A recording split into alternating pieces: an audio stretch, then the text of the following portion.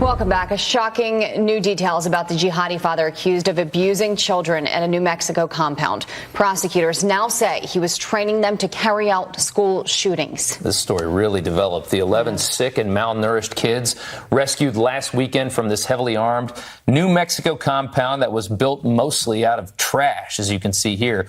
National security analyst Ryan Mauro has been assisting authorities on this case, and he joins us live now with some great insight into this. And the scariest thing is that you say there are indications that the attacks that they were planning could have been quite imminent.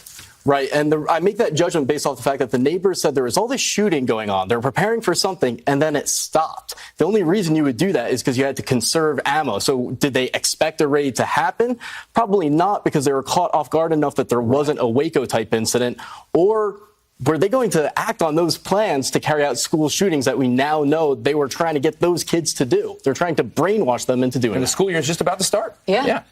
I mean, it makes sense. Yeah. I mean, it doesn't take a big analytical jump there to reach that conclusion. So how are they doing this operation? How is this working?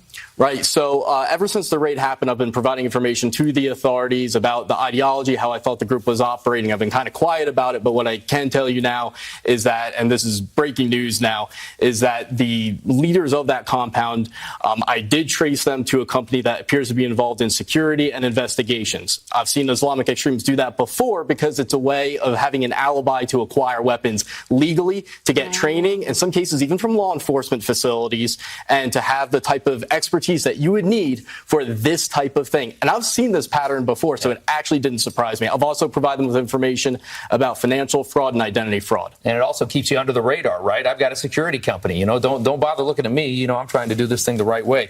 The connection to the first World Trade Center bombing here, and this imam from Brooklyn that I guess was a co-conspirator in that bombing back in the 90s.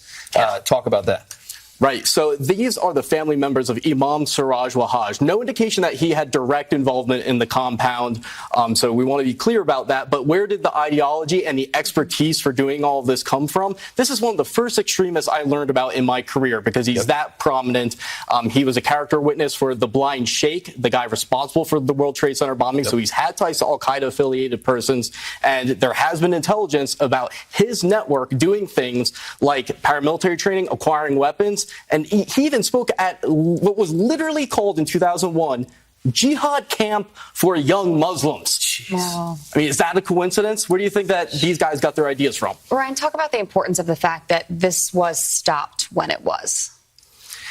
I mean, a miracle happened. Multiple miracles happened because there were so many errors made and so much stalling happened that I think about it and I'm just amazed that none of the police officers were killed, that there wasn't an attack on a school because the FBI kept stalling and stalling. It's rare you get this amount of information over an extensive period of time saying that there's a fugitive with a missing boy at a compound that's acquiring weapons, apparently preparing for some type of jihadist attack or raid. Yeah. And the FBI says, no, we still don't have probable cause because we haven't seen the kid there, when the purpose of that compound is to hide the kid. And so the local law enforcement went in on their own in one of the bravest things I've ever seen. And that's an act of love to do that for the kids, because they won't say this publicly, but those officers had to look at themselves in the mirror and say, some of us, odds are, aren't going to make it. Yeah. I mean, and these poor kids, 11 kids living in what were described as third world country refugee Filthy conditions being trained to do such horror. Imagine